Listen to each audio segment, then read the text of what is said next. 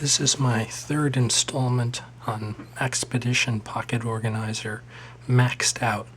This is about the storage area in the back for my flat items, which are either stored inside the Maxpedition Pocket Organizer, or I sometimes store them in a separate wallet. So you may see redundant items that you've seen in the previous videos already stored in the big wallet, in the big pocket organizer, for times when I want to carry it just as a survival wallet.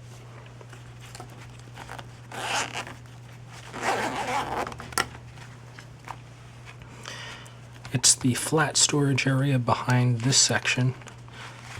I sometimes keep it in a Ziploc bag.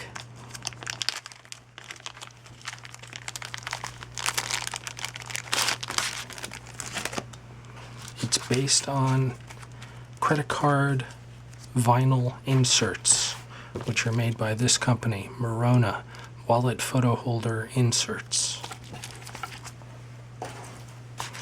So sometimes instead of keeping it in the pocket organizer, I keep it in a dedicated survival wallet such as this, which is the Maxpedition Urban Wallet, I think they call it. So here's a breakdown of what I keep inside. I'm going to zoom in a little.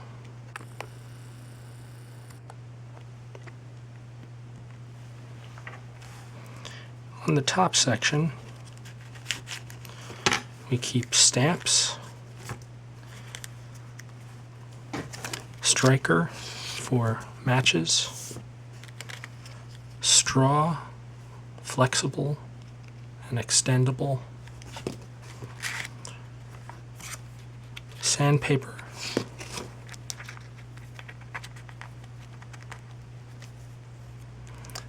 a nylon wire tie,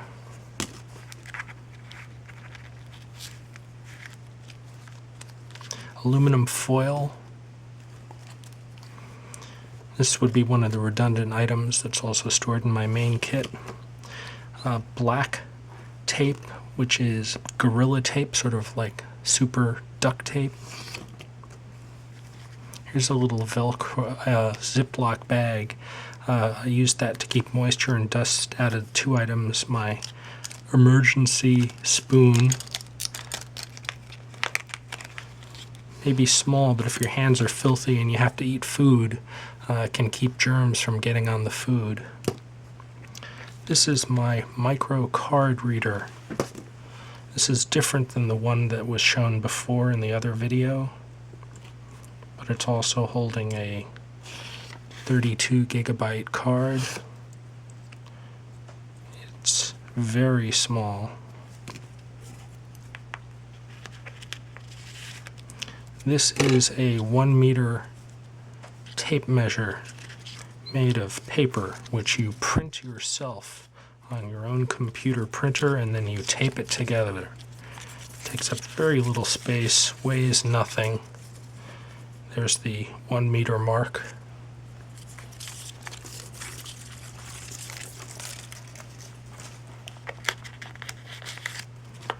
Band-Aid. So that was the top section.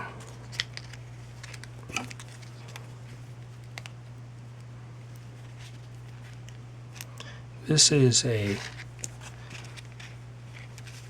gray microfiber cloth for cleaning optics, but it can also be used as a gray card for photography, for setting white balance.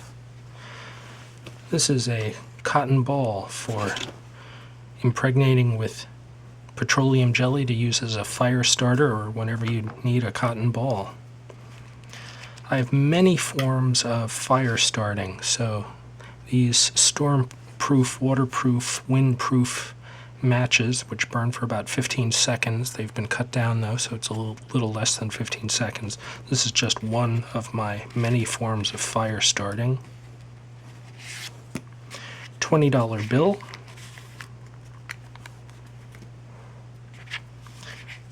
Emergency sewing kit.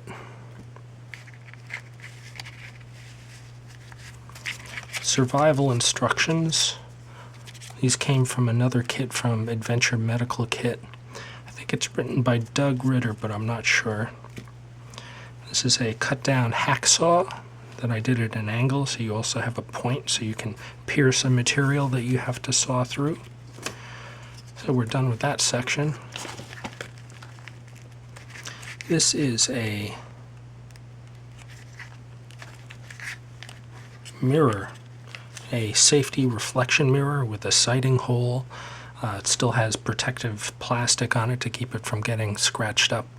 You also can score it with a knife, snap it in half, or just cut it in half with the knife, and use the two ends on a stick, such as the metal stick in my main kit, to make a small periscope for looking over or around things with some degree of stealth safety.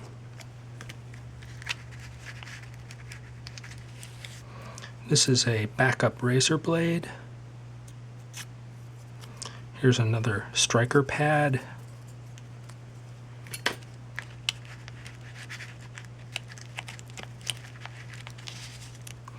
A little piece of Velcro for sticking on something that you want to keep in place temporarily but remove when you need to.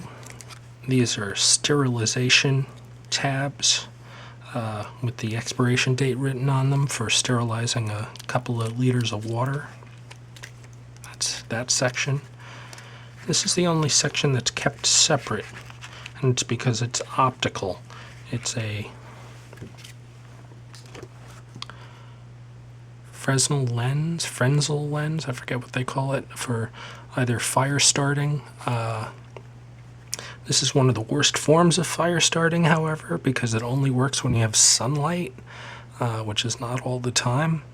That's why there are many forms of fire starting within my entire kit. That's done with that section. This is a sharpening stone. It's very thin though, but it's made of metal, and it allows you to sharpen knives. This is a black plastic bag. If you're careful, you can fold a full-size shopping bag into the size of a credit card.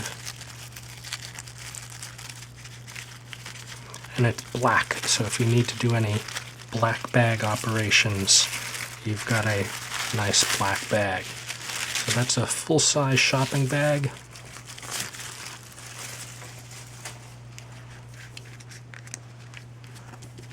Down to the last section.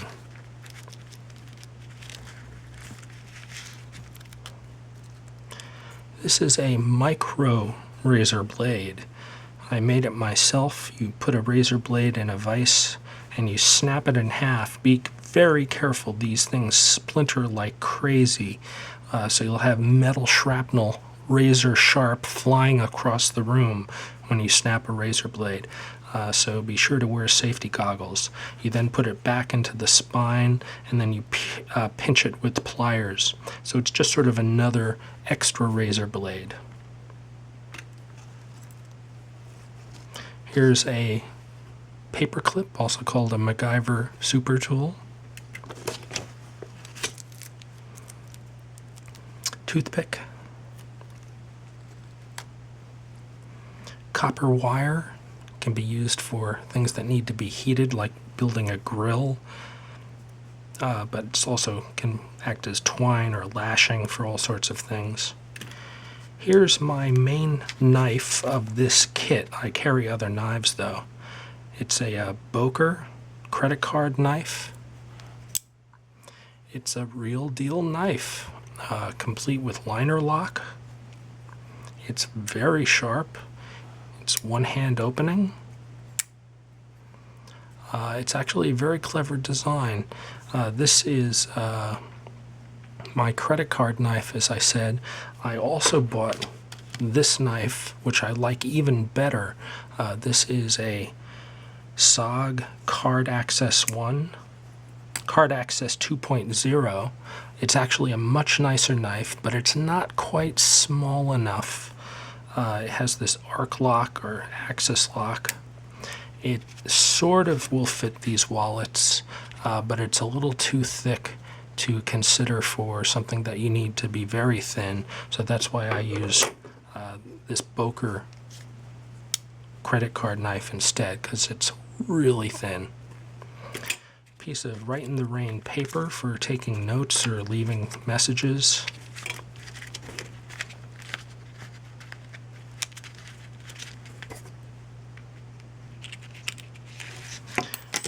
Ferrocerium rod, also for starting fires. It will spark when you strike it with any metal. So again, we have many forms of fire starting.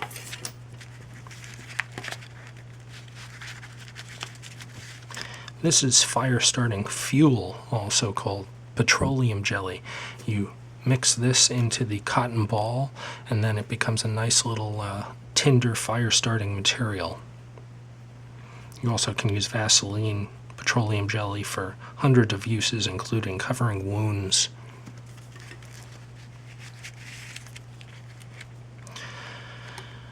This is, although it's a gift card for Starbucks, it's really just a plastic credit card which can help you get through certain kinds of locks, or as a shim. It has all sorts of applications when you just need a very stiff, thin piece of plastic.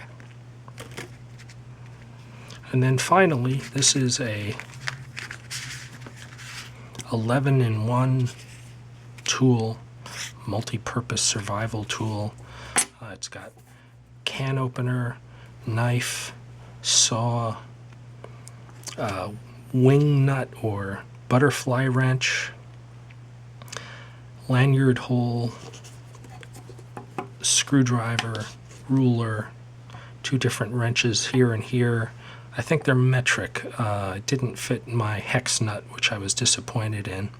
And this they call a ancillary direction indicator. Basically, if you put some drops of fluid in there and float a magnetized needle on top of the fluid, it just gives you a little compass bearing, so you can aim this to north, south, however the needle rotates, the needle floating, say, on a piece of cork or a piece of styrofoam. So it helps building a compass, basically. These are quite cheap, and there's a bottle opener in the middle. They're like $2 or $3.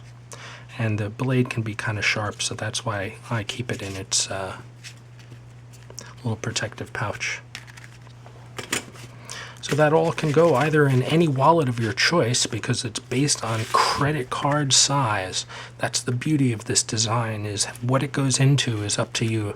I keep it in my Maxpedition pocket organizer, but you can keep it in anything that can fit a credit card.